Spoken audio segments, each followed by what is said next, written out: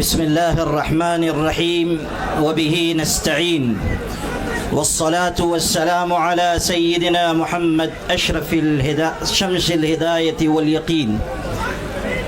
صدر محترم حضرت مولانا خالد سیف اللہ رحمانی صاحب کی قیادت.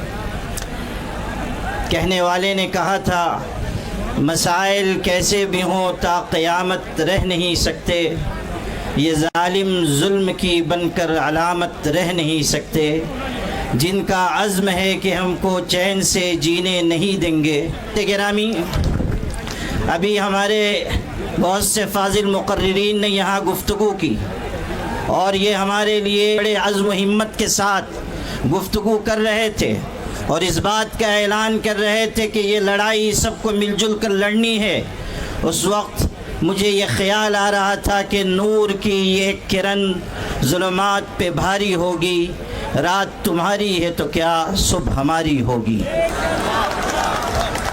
میرے بھائیوں، اس دہلی نے بہت سے انقلابات دیکھے ہیں. ایک وہ بھی انقلاب دیکھا اس دہلی نے کہ جب اپنے حق کی لڑائی کے لیے ہمارے کسان بھائی آئے اور انہوں نے حکومت کو اپنے آگے جھکنے پر مجبور کیا. میں یہ بتانا چاہتا ہوں کہ ہمارے کسان بھائی روزی روٹی اور جان کے مسئلے کو لے کر آئے تھے. وقف کا معاملہ ہمارے ایمان کا مسئلہ ہے، اس لیے ہم کسی بھی قیمت پر اس میں حکومت کی مداخلت برداشت نہیں کریں گے. میرے بھائیوں، اس ملک کا برسر اقتدار طبقہ جس راستے پر جا رہا ہے اس سے ملک کے باشندوں کی تشویش بڑھتی جا رہی ہے. ہمیشہ یاد رکھیں، خاندانوں کو توڑنے والی چیز ہے. نفرت کے راستے پر جو لوگ چل رہے ہیں اور ملک کو چلانا چاہتے ہیں وہ جان لیں کہ اس میں ملک کی سالمیت اور بقا نہیں ہے. اگر ملک باقی رہے گا تو محبت کے ساتھ اور ایک دوسرے کی مدد اور تعاون کے ساتھ باقی رہے گا. یہی پیغام ساتھ جیتے رہیں.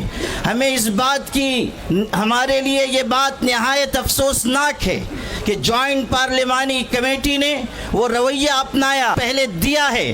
اس نے یہ واضح کر دیا کہ وہ امینڈمنٹ بل میں ترمیمات کے لیے سنجیدہ نہیں ہیں بلکہ وہ کسی مخصوص ایجنڈے کے اوپر کام کر رہے ہیں.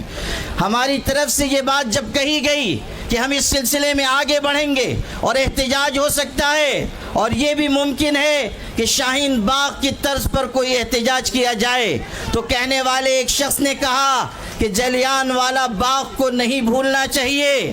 ہم ان کو یہ یاد دلانا چاہتے ہیں، ڈائر کے راستے پر چلنا چاہتے ہیں تو سن لیجئے، آپ کی گولیاں کم پڑ جائیں گی، ہمارے سینے کم نہیں پڑیں گے.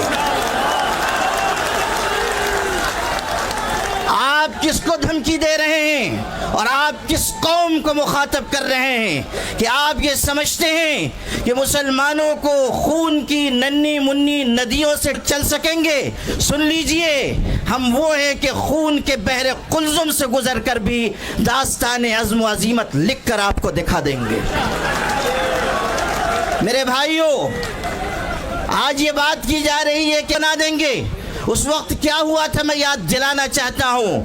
جب گولیاں چلائی گئیں تو وہاں پر ہندو بھائیوں کی، سکھوں کی، مسلمانوں کی لاشیں ایک دوسرے کے ساتھ ملی ہوئی پڑی ہوئی تھی.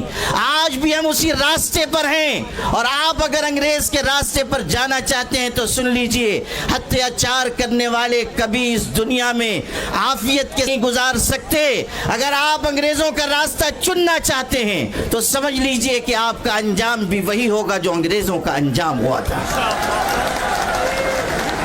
آل انڈیا مسلم پرسنل لا بورڈ اس ملک کے مسلمانوں کا سب سے متحدہ اور مشترکہ پلیٹ فارم ہے. اگر وہ یہ آواز دے رہا ہے کہ وقف ترمیمی بل کو واپس لیا جائے تو حکومت کو اس بل کو واپس لینا چاہیے. یہ مت سمجھیے کہ صرف چند ہزار مسلمان جمع ہوں گے اور بات مکمل ہو جائے گی. آل انڈیا مسلم پرسنل لا بورڈ آواز دے گا تو پورے ملک کے مسلمان بلکہ انصاف پسند شہری مسلم پرسنل لا بورڈ کی آواز کے ساتھ آواز ملائیں گے. اس لیے آپ سب بھی اس بات کا ہاتھ اٹھا کر عزم کیجئے کہ مسلم پرسنل لا بورڈ جس تحریک کا بھی اعلان کرے گا آپ سب اس کا بھرپور طریقے سے ساتھ دیں گے. آپ اس اس روزے کی حالت میں اس بات کا عزم کیجئے کہ ہم انشاءاللہ اپنے حقوق کی اپنے حقوق کی لڑائی آخری سانس تک لڑتے رہیں گے۔ اس حقیقت کو ہمیشہ یاد رکھیے کہ اپنے حقوق کی آواز جتنی دیر سے اٹھائی جاتی ہے اتنی ہی زیادہ قربانیاں دینی پڑتی ہیں۔ اس لیے اگر آج ہم آئے ہیں تو اپنے اندر ایک قربانی کا جذبہ بھی پیدا کریں اور یہ پیغام پورے ملک تک پہنچائیں کہ ہمیں اس ملک کو بھی بچانا ہے، اس ملک میں محبت کے پیغام کو بھی عام کرنا ہے اور سب کو ساتھ لے کر ہمیں اس سمت میں جانا ہے جس میں ملک کا بھی بھلا ہو اور ہماری ملت کا بھی بھلا ہو۔